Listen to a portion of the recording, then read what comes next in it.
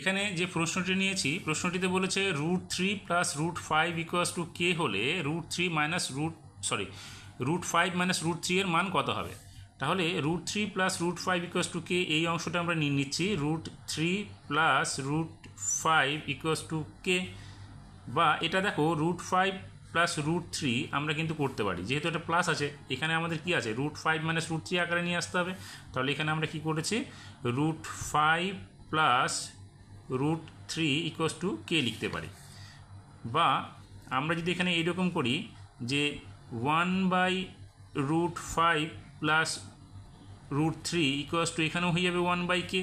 এবার নিচের করণীটা যদি আমরা নিরসন করি তাহলে আমরা কি করব, উপরের নিচে লব এবং হরকে উভয় পদকে আমরা একই সংখ্যা দিয়ে গুণ করব। সেটা কি √5 প্লাস √3 আছে, আমরা গুণ করব হচ্ছে √5 মাইনাস √3 দিয়ে। তাহলে উপরেও আমাদের গুণ হবে √5 মাইনাস √3 ইকুয়ালস টু, এখানে কী হবে 1/কে।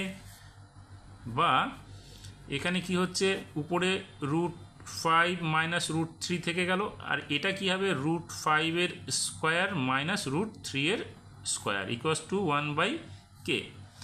যেখানে উপরে কি থাকছে √5 মাইনাস √3, আর নিচে কি হচ্ছে √5কে স্কোয়ার করলে 5 হবে, আর এখানে √3কে স্কোয়ার করলে কি হবে 3 হবে, ইকুয়ালস টু 1/কে। বা √5 মাইনাস √3 বিয়োগ করলে আমরা 5 থেকে 3কে বিয়োগ করলে কত পাবো 2, ইকুয়ালস টু 1/কে।